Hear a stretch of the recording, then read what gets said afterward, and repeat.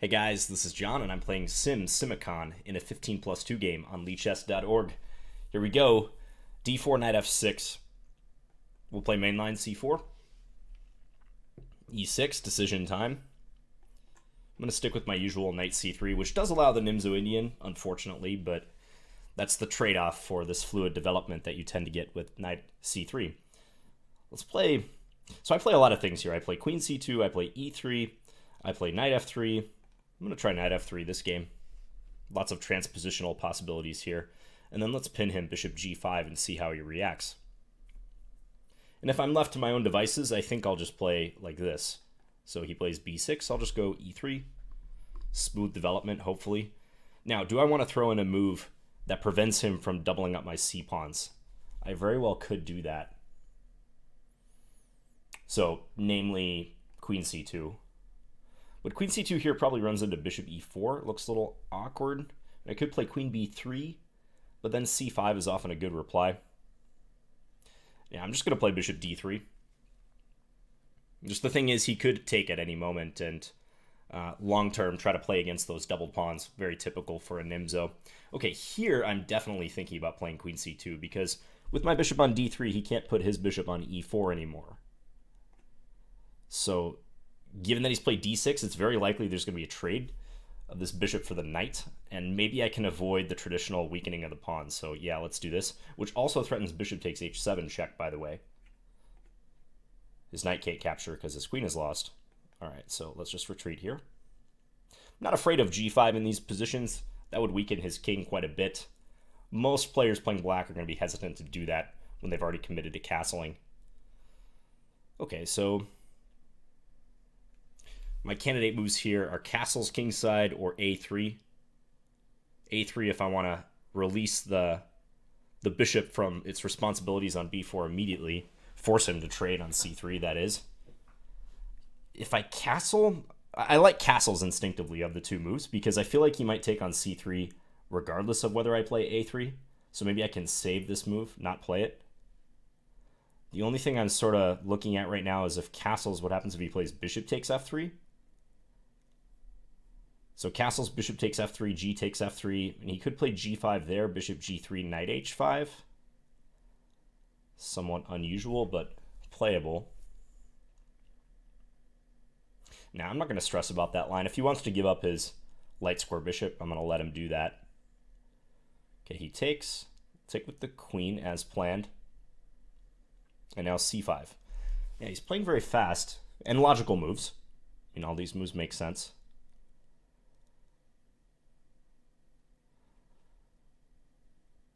Taking on c5 comes to mind.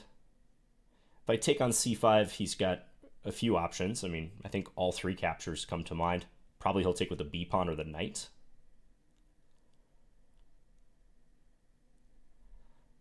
I could play a centralizing rook move like rook fd1. And if he takes, maybe take with the queen even. I could play bishop g3 and try to probe this d6 pawn. For some reason, I'm kind of drawn to rook fd1.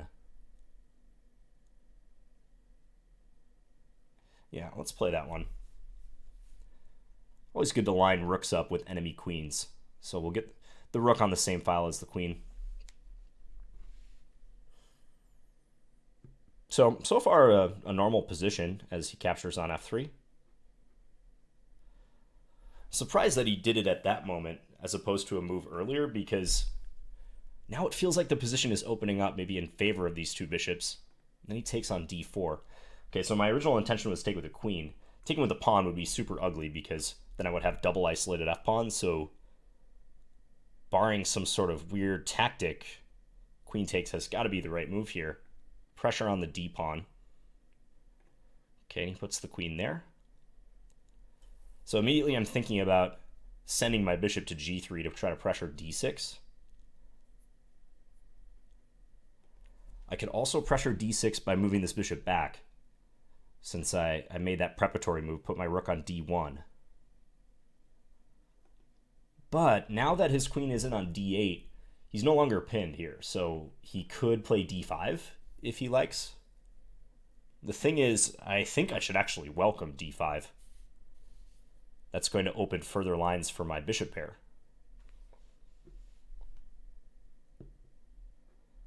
So yeah, looking at bishop back to f1, the bishop's not going to be very active there, but the main reason is just to get my rook involved.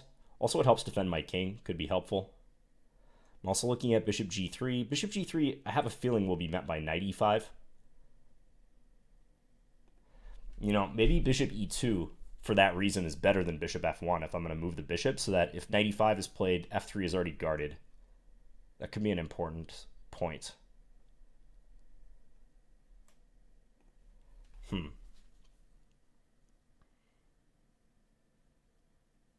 Yeah, already some stuff to think about here. I feel like this is a important move. He is ready to coordinate. I mean, he's going to bring his rooks to the center quite quickly here. But if I can force him to play d5 and then take the initiative when the position opens up, I like my chances a lot. So I want to be precise. Yeah, bishop g3, knight e5. I mean, I can play bishop e2 then, but if I'm going to play bishop e2, I really feel like I should play it now. Yeah, let's do it. Let's see what he does. I think he's going to play d5 because I don't see any other decent move. This is guarded. This is guarded. There's not really a convenient way to defend this pawn. I mean, knight e8 is out of the question. I think I can even play bishop e7 and win the exchange there. So I think it's going to be d5.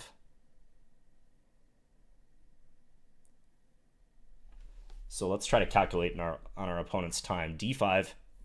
C takes d5. Probably he'll take with the knight. I'd love to play e4 there and try to win the knight behind it, but it's not going to work. I mean, he can play knight f4 for one thing, hit my bishop on e2. So yeah, I don't think that's going to be successful.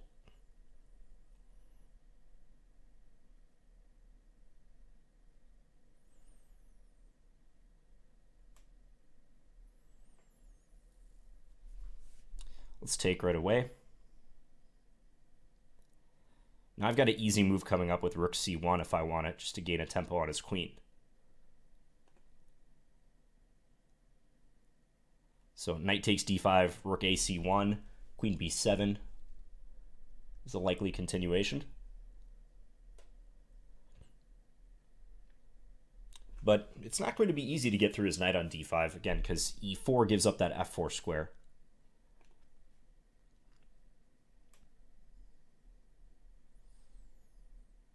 He could think about taking with the pawn here. Maybe that's what he's doing, but I think I'm just very comfortable if that happens. Yeah, he'd have a permanent weakness on d5, so he does take with the knight.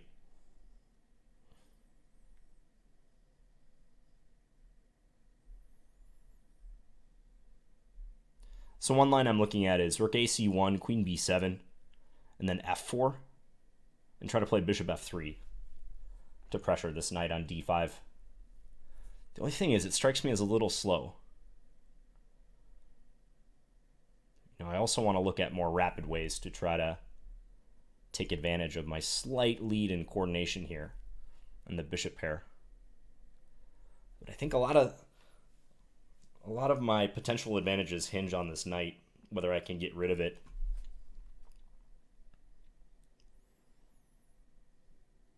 I mean, maybe I should even consider a brute force move like this. But I'm kind of hesitant to weaken f3.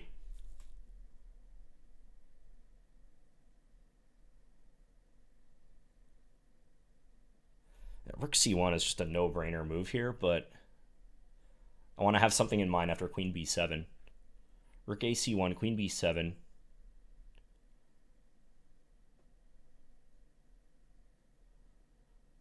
Maybe bishop g3.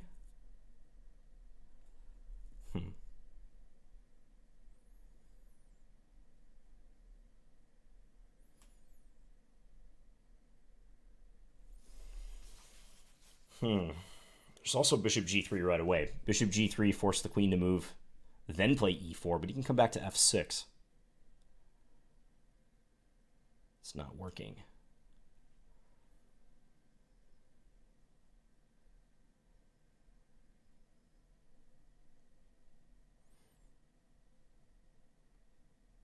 So I'm leaning towards my original plan, rook a c1, queen b7, f4, with bishop f3 in mind. So I'm not seeing much else.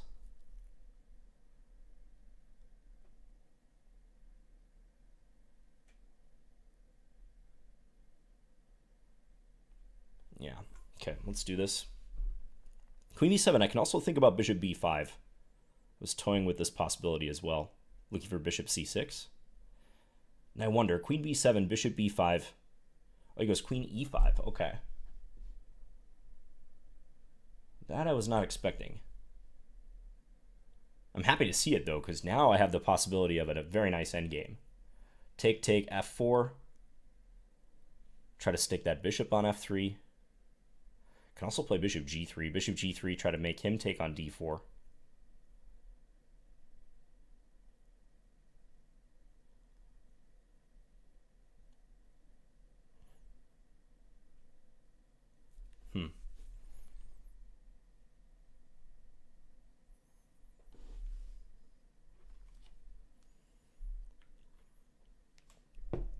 Bishop g3, take on d4, rook takes, rook c8. Yeah, undoubtedly that's a long-term advantage for me.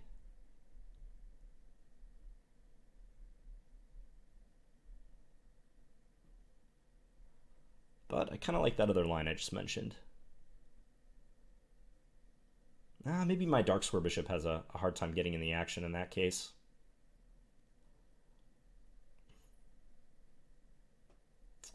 So f4, queen takes d4, rook takes.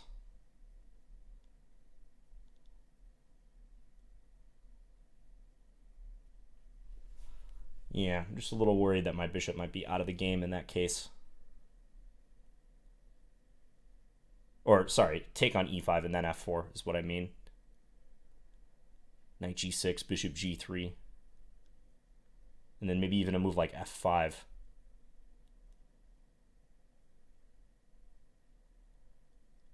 Nah, actually, I shouldn't be worried about that line. Let's do this. Take an f4. I think I see how the bishop's going to get back in the game in that case. It's just if he plays knight g6 here, bishop g3, the bishop's going to be looking really ugly, staring at both those pawns.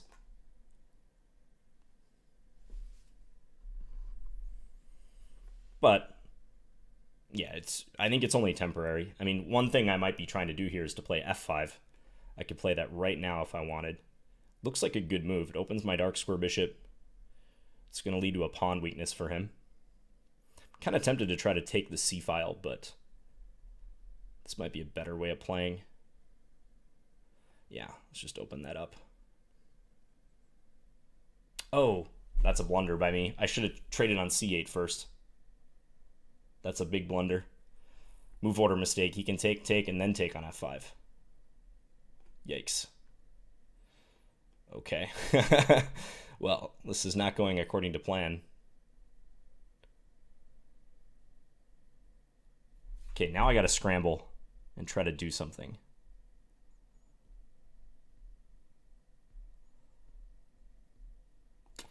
Let's start with bishop f3. I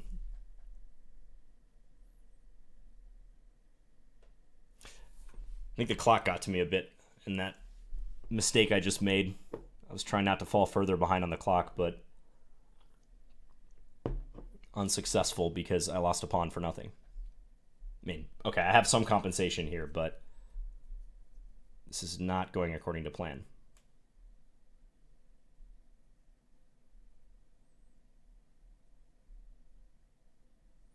Still, though, I might be able to make something happen. I'm hoping that this knight moves so that I can get the rook into c7 and start pressuring these pawns on the 7th rank. So he moves the knight, baiting me into playing a3. a3, he's going to go knight d3. So I think I should probably play rook c7 immediately. Yeah, I'm going to do that. He can take on a2, but then his knight is sort of far flung. I take a7. I could see him having trouble with the f7 pawn and also the b6 pawn, because suddenly he's lacking coordination between these two knights. I thought maybe a better attempt would have been to keep this knight on d5 and drop this one back to e7. Stay real solid, keep that knight centralized.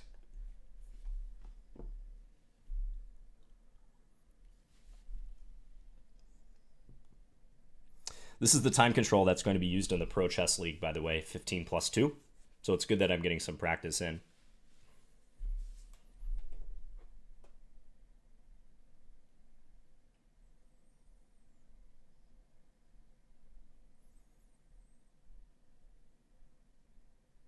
You might want to play a5 here to save the a-pawn.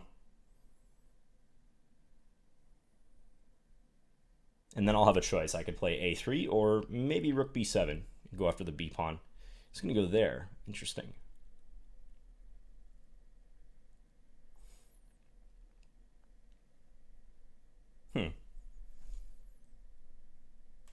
So if I take a7, he takes b2. Now how do I win this pawn? Or do I even try to win that pawn? Maybe I play bishop d5, bishop d6, try to go after this pawn. It's also very possible.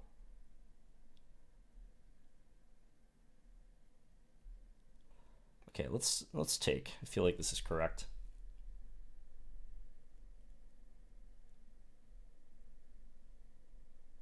And if knight takes b2, bishop d5 looks like a useful centralization. Stops the knight from coming back to c4. Ties the rook down to f8.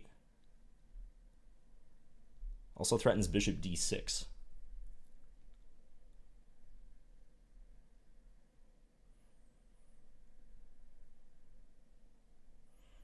I'm tempted to go after the b-pawn, but he can always play his knight to c4. Or maybe even defend with his rook somehow, get his rook active. So yeah, let's do this.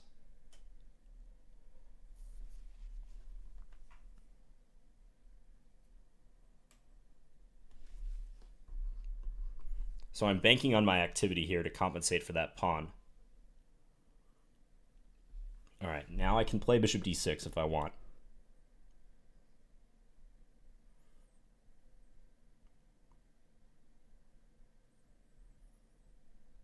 Yeah, I don't see any reason not to. I'm just trying to calculate what happens after he plays like rook d8 in reply, for instance.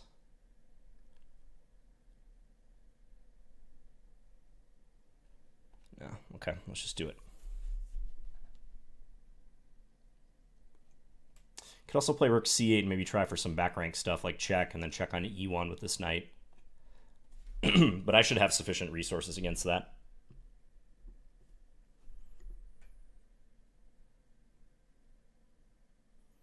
He's going to go rook d8, okay.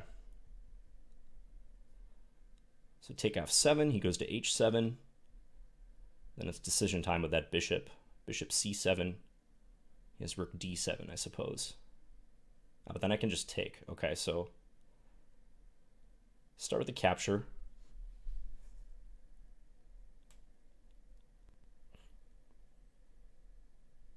So I'm thinking about this move.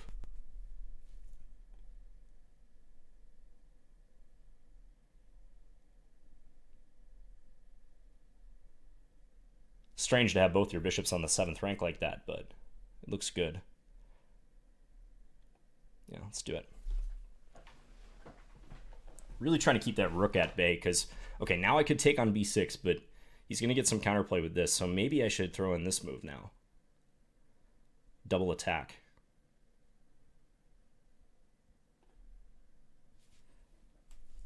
It looks precise. Yeah, I don't think I want to allow check, and this knight's also close to checking me on h4 if my king comes up to g2, so let's do this.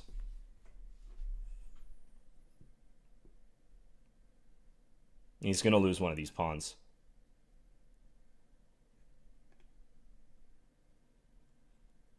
I wonder if rook f8, bishop takes b6, he has rook f6, though.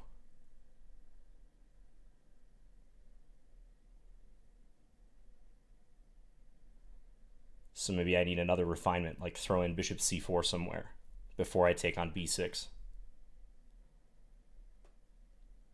So rook f8, bishop c4. Taking a while to win that b-pawn, but I feel like it will happen.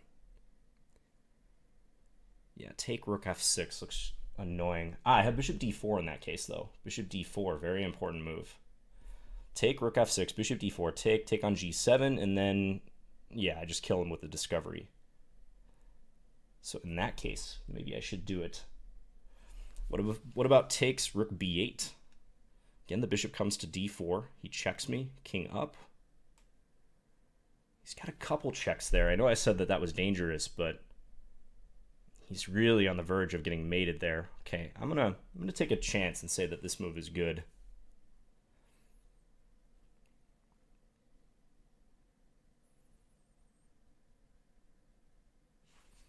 And it's definitely the most direct. I've only got 2 minutes left. Okay, and that was the move I was hoping he'd play. Because now if he takes, I get the windmill. Take on g7, king h8, take g6, and go win his rook.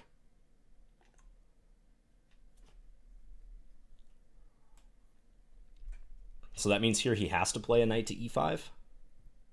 But that looks very bad. I mean, he's all pinned up. These bishops are just eating him alive down these diagonals, especially the bishop in tandem with the rook against g7. Yeah, he does play the knight to e5, so I'm thinking just move this bishop now and get ready for f4. Could also take, or sorry, not take, play f4 right away. But nah, he just takes on e6. If I take f5 and play, no, he's knight back to f7. Okay.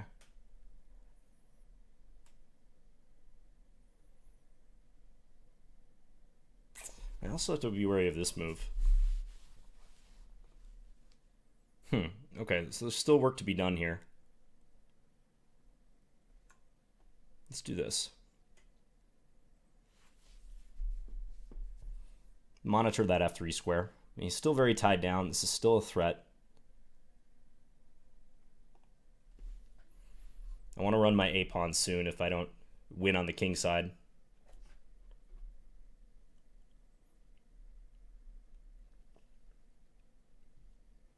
If rook d6, I'm thinking bishop g2. Again, looking for f4.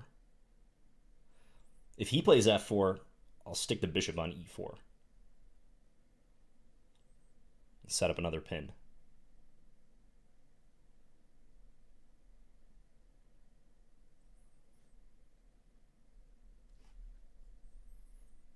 Oh my. I'm really sorry, guys. I didn't notice that my webcam was blocking the clock. I just looked over at my screen recorder and I just noticed that now. So I sincerely apologize for that. Okay, so yeah, let's play this.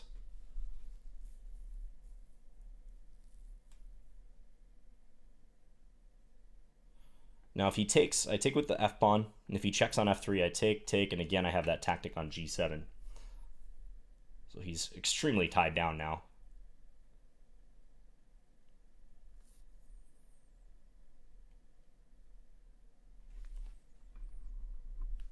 Well, it didn't take a direct view of my clock to know that I was behind on time here this entire game. So I hope that didn't take away too much from your enjoyment of it. Okay, so I'm looking for a forced win now, but if I take on g6, he takes with the rook with check, which is an important detail. If it wasn't check, I'd be winning, so I'm thinking about moving my king. But he has ways he can disrupt that. Maybe just a4 in this position, just start pushing.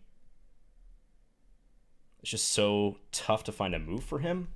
Yeah, and I think given my time, let's just make a useful move, get that pawn closer to promotion. It takes, we'll take. Still can't play that knight f3 move because the trade and take on g7 at the end. So I'm essentially saying you're close to being stuck here.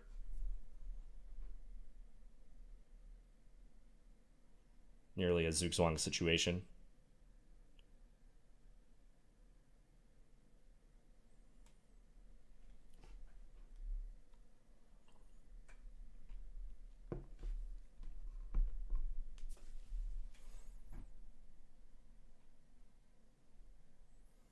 Yeah, rook d6, okay.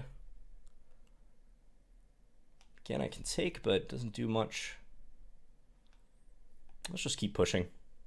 Keep pushing the strong pawn. He still can't move this knight. Rook takes g7.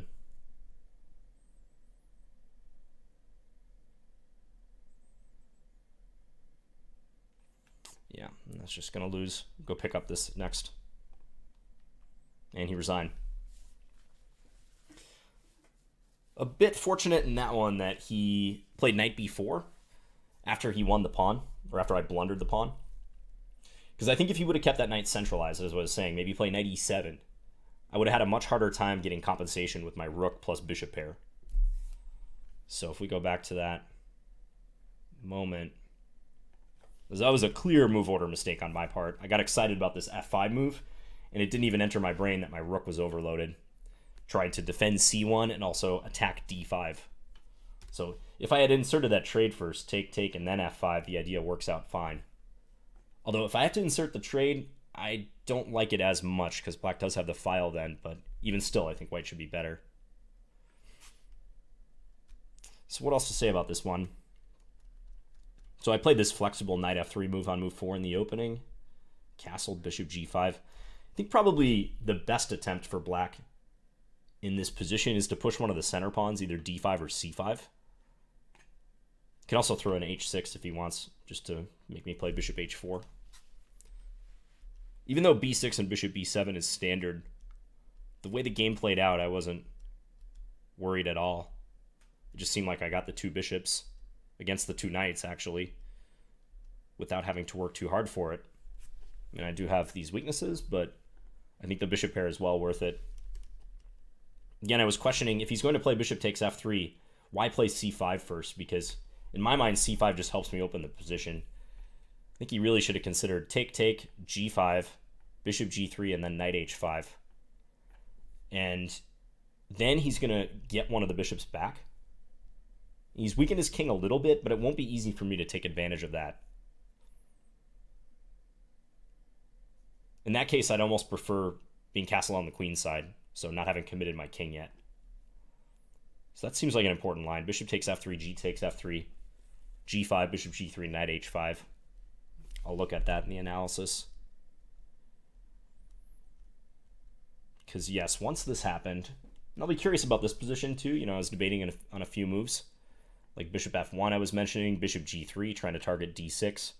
I want to attack d6 immediately if I can, before he gets a chance to play a move like rook fd8, which will help him defend it. I got to use my window of time, where I have a coordination advantage on him, and development advantage. So bishop e2 is what I chose, because that kept f3 defended, so it takes the sting out of any knight e5 attempt. And here too, I'll be curious as to what the best way to play the position is. And maybe I spent a little too long on rook ac1, because I was spending all my time considering what to do if he plays queen b7, and I'm sure I have good options there. As I was saying, f4, bishop f3 is one major idea. But then he didn't even play the move that I spent all my time on. He played queen e5. So given how fast this time control is, I wonder if I should just play a move like that faster. I probably should. Better time management. I mean, it can't be a bad move. So queen e5, then I traded and played f4, knight g6, bishop g3, so the bishop is temporarily bad, but like I was saying, I think it's going to come back in the game. The only move I was really somewhat concerned about here was f5. If he tries to do that to physically block me from playing f5. But that weakens e6. I mean, maybe I can start probing with, say, rook c6, bishop coming to f3 or c4. He can try to send this knight back, but then my bishop might reappear on h4. And even still, even if the bishop doesn't come to h4, I have a long-term plan of playing f3, bishop f2, maybe e4 at some stage, although I have to watch f4 in that case. Basically what I'm getting at is I think the bishop is not going to be permanently blocked in on g3. But yeah, this was my biggest mistake of the game, f5, clearly. Just dropped a pawn. Yeah, and here, I think if he would have played that move, I would have had my work cut out for me. And I'd probably be lucky to get compensation for the pawn. So if knight ge7, maybe bishop d6, threatening to trade on e7 and then come to c7 with the rook. It's probably the direction I'd be looking. But even there I see problems. So knight ge7, bishop d6, if you imagine that line, he can probably play rook c8, challenging my rook on c1, because after a trade of rooks on c8, knight takes, His knight on d5 would be undefended, but he's hitting my bishop on d6. Maybe I can play bishop b8 at that point. And I can try to attack his queenside pawns, but yeah, I have a strong feeling that this would be a much better attempt than what he did, because when you got two knights versus two bishops like that, and everything else in the position is equal, let alone the fact that black has an extra pawn here, but you have to keep your knights coordinated. If those knights get uncoordinated and your pieces stop working together, the bishops can just assassinate you immediately. I've seen it happen a lot. So you got to keep those knights tight together if possible, complementing each other, trying to take away squares from the bishops, having each other's back if necessary. So knight b4 to me looks like a clear step in the wrong direction. Because now I'm still down a pawn, but he's playing with this knight that is not participating with the rest of his army. Especially this pawn majority over here. And here I think I'm starting to get a major advantage. Win one pawn back. Attack the rook and also the b pawn. Trying to prevent the opponent from getting counterplay. So we can't just be happy that we take the b pawn, because then I might run into issues here. Later I was willing to allow that because I had immediate pressure on g7. But if I take on b6 right now, I just couldn't calculate the consequences of rook c1, king g2, and then a check either here or here. Instinctively, it looked a little sketchy for me.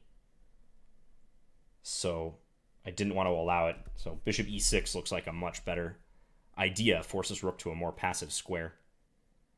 I think for that reason, actually,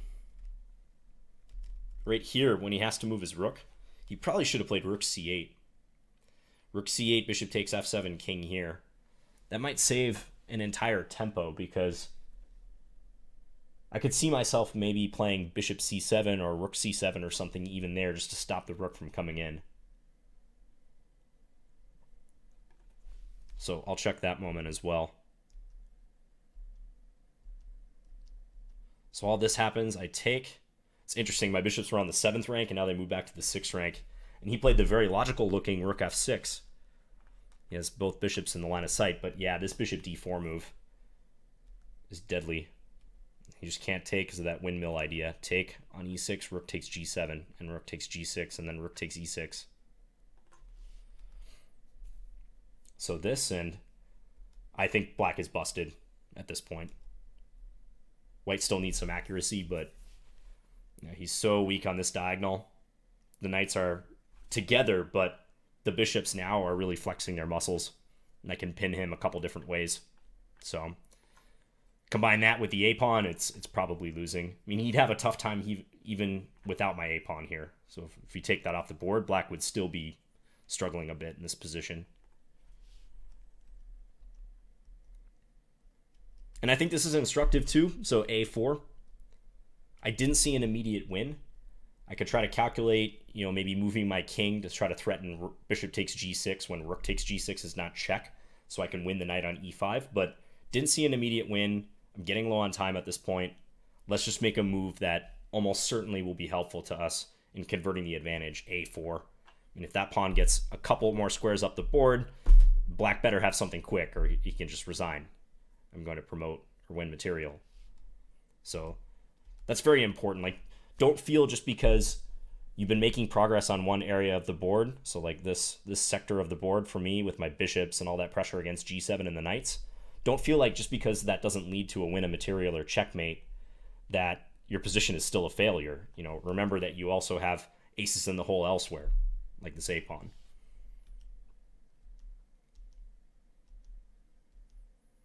Yeah, and then finally this, but in black's defense, there's almost nothing to do here.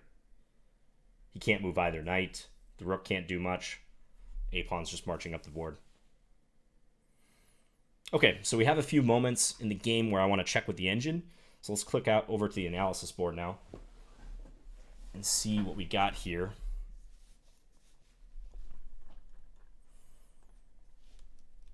So the opening looks pretty standard. I didn't really have too many questions about the opening. I mean, there were things that I thought maybe black could do better, such as here, not playing c5 and instead going bishop takes f3. Maybe I'll toggle on the engine. I know it cut off the black moves on the notation, by the way.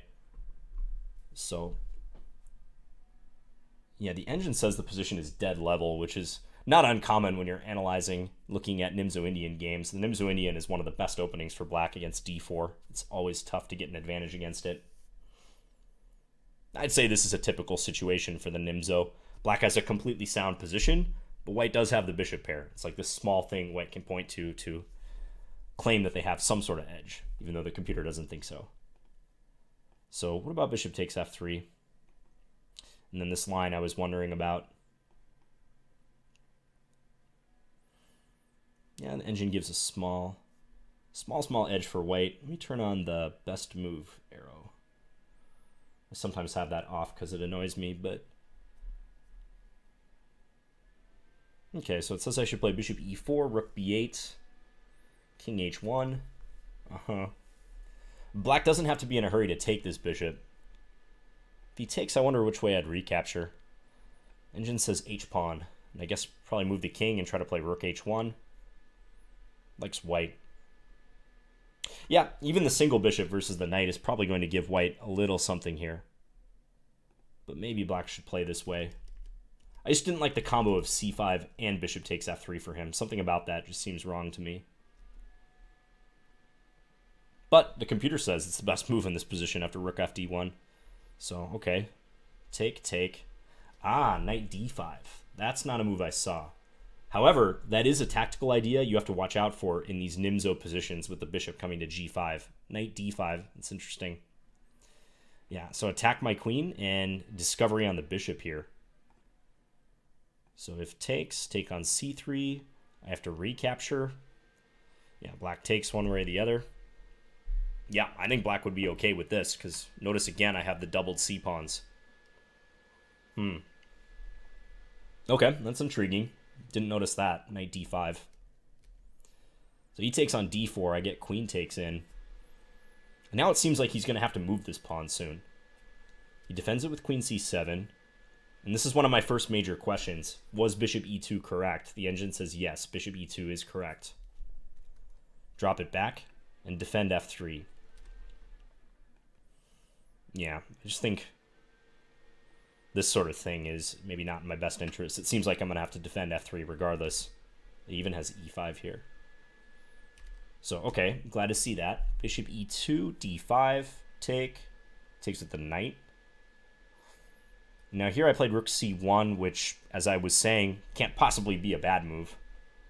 The computer also says f4 immediately is worth considering. Yeah, because that always opens up bishop f3. Try to reposition this bishop on this diagonal and pressure d5. That makes good sense. But okay, rook c1, queen e5. What about queen b7? Really, f4 is just good here. E4 rather. I was just so hesitant to ever play that move because of knight f4.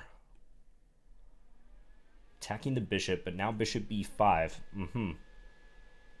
Yeah, instinctively I'm mistrustful of this pawn structure. I gotta watch e2 at all times. But concretely, yeah, this might be good. I'm attacking the knight. I'm threatening queen takes d7. Notice that black can't put a rook on d8 because my bishop on h4 is monitoring that square. Okay. Yeah, could consider that too in the case of queen b7. But what about just f4 here? That probably still retains an advantage, right? Yeah, looks like it. Just do this. So queen e5. And I opt to go into this queenless middle game. Yeah, f4, knight here, bishop g3. And here's where things start to go off the rails for me. What about f5? Let's just take a look at f5, because this is the move that challenges my idea with putting the bishop back on g3. But it does weaken e6 quite a bit, so I wouldn't be surprised if this is just a bad idea for black. Yeah, it's already getting hard to hold these. Knight here, maybe? Oops. Rook d6. Yeah, I think these weaknesses are just going to come back to bite black. Bishop h4 is lurking now, as I was describing. Too many things to think about.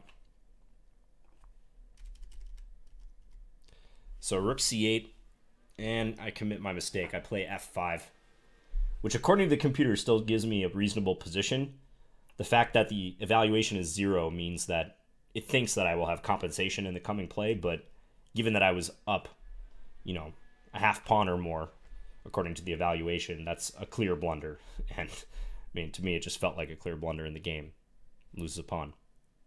So if I take first and then play f5, yeah, now there's no issue with my rook on d1 getting deflected. He can't take because he just loses the piece. So he'd probably move his knight somewhere. Knight f8 looks a little less natural than knight e7, I would say, but even in a simplified position like this, I think white has a sizable advantage. Black's got this potentially weak pawn. Yeah, I could also play e4, couldn't I? This is starting to look very good. Position's opening up. The two bishops are going to make their power felt against the two knights. But, okay, lose the pawn. And now I have to try to recover. It's all about activity. Got to exploit those bishops.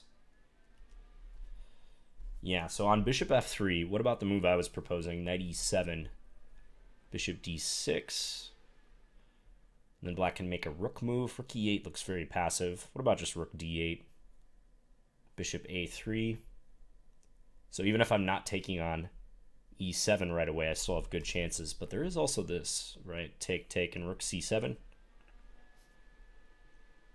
Knight g6, take. Knight e5. Black's doing all right in that line. So yeah, leaving the knight on d5, I think that was key. Which is probably similar if black plays rook d8, defending the knight. Rook d8, rook d1, knight e7. Yeah, and I'm still scrambling to find compensation. Probably just have to play it slow and hope that in the end the bishops are just annoying enough that I squeeze out compensation. Because watch that advantage creep up after knight b4. Get the rook into c7. Knight d3. Maybe knight takes a2 is a better attempt, but yeah, then this is looking lonely. There's still the pressure against f7. So knight d3, I take. Knight takes b2. So instead, f4 was a better try. Take. Knight takes. I guess trying to keep this bishop at bay.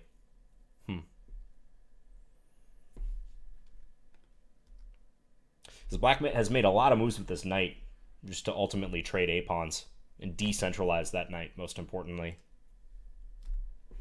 Bishop d5. Yeah, and now that's a serious problem. I don't think black has a solution to bishop d6.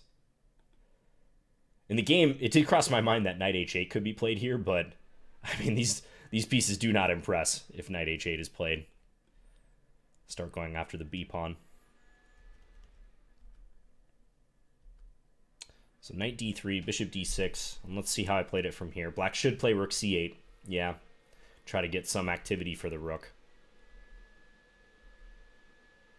And now I can torture him with the bishop pair. Yep, bishop c7. Good, bishop e6 is correct. Rook f8. Take on b6 is good. Now it's a very large advantage for white, plus 2.5. Rook f6 and bishop d4. And just to show that idea, very common pattern, the windmill. If he takes on e6, I take on g7 check, and then this bishop is ready to be unleashed. And I can win a knight with check. If the king moves, we pick up the rook.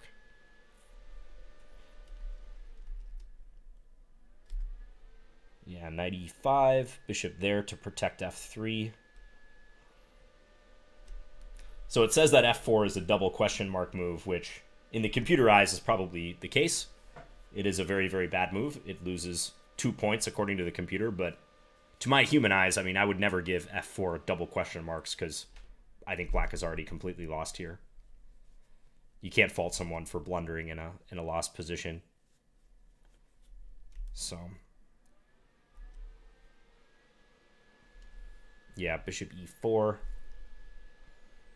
And Stockfish agrees. Just move the A-pawn. Black's not getting out of this bind.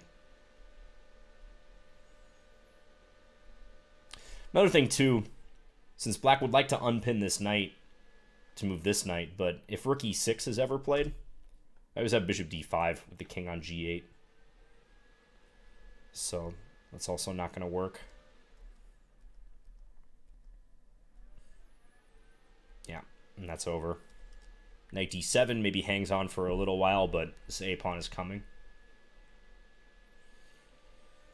Okay, so the overall numbers in this one, I had 1 inaccuracy, 0 mistakes, 0 blunders for an 11 average centipawn loss, which seems generous given that, you know, playing F5 in the position that I did was such a bad move. Gave away all my advantage. My opponent had 4 inaccuracies, 1 mistake, 1 blunder, 2 blunders rather, for a 38 average centipawn loss.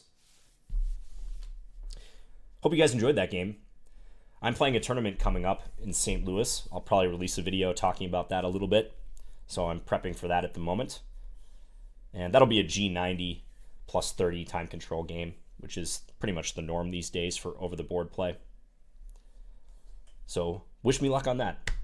And it'll be tough. It's another GM norm tournament, 3 GMs and 7 IMs.